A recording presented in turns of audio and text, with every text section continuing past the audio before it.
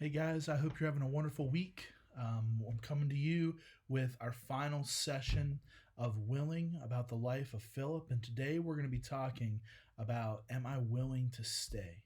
Specifically, the idea of Am I willing to stay faithful? Faithful to where God has put me, to what He has called me to the daily expectations of life. And we see this in the life of Philip as we kind of finish his story in the book of Acts. Now, remember, at the beginning of Philip's story, he is all of a sudden just thrust into this position of service in the Jerusalem church, then called away to Samaritans, just like many people in that church were called away as the church was being oppressed. Philip goes to Samaria, ministers to those people, and hundreds of people come to Christ. He becomes a really well-known figure and the leader of a large group of Christ followers.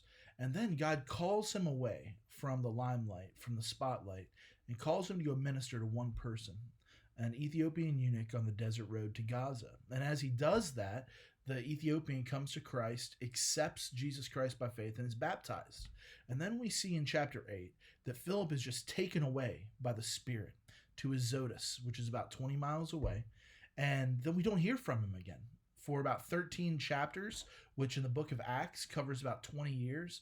So there are 20 years where we don't hear anything about Philip, and then he pops back up.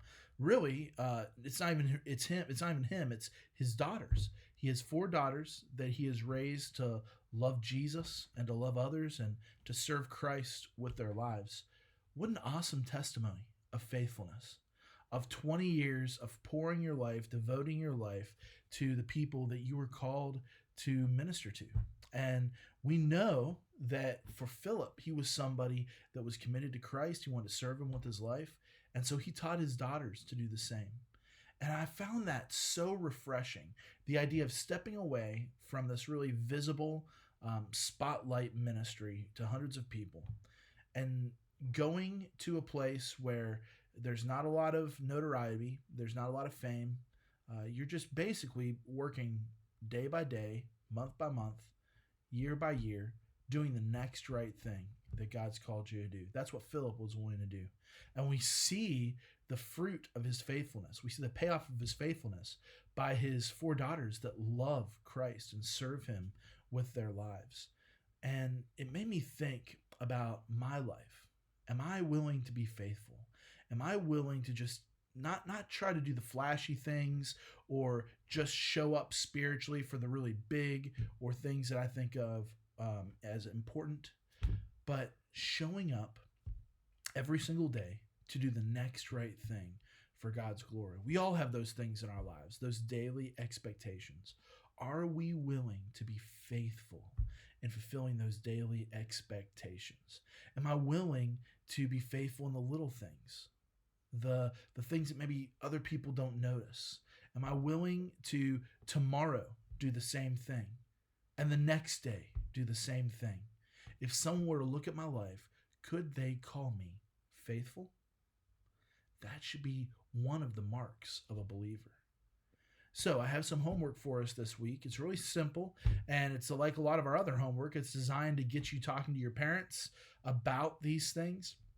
So I'd like you to, for our homework this week, I'd like first for you to go to your parents and say, Mom, Dad, what are your expectations for me? Like if you were thinking of the things that I need to be doing on a daily basis, a weekly basis, what is a normal day in my life if I'm being faithful? What does that look like to you? What are the expectations that you think are in my life? And they're probably going to say a lot of things. You have chores, you have school, obviously obedience and respect, the way that you handle things with your siblings. They're probably going to come up with a lot of things, right?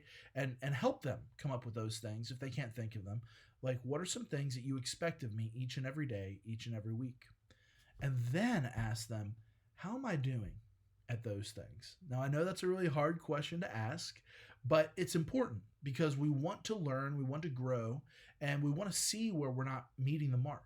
And so ask your parents, how am I doing at those day by day, faithful little things? And then the third question you can ask them is, how could I do better? What are some ways that I could be better at being faithful, even in the things that sometimes don't seem to matter? How can I grow in my faithfulness? Guys, this is something that is incredibly important in our lives. Maturity is shown, at least one of the ways that maturity is shown is through faithfulness.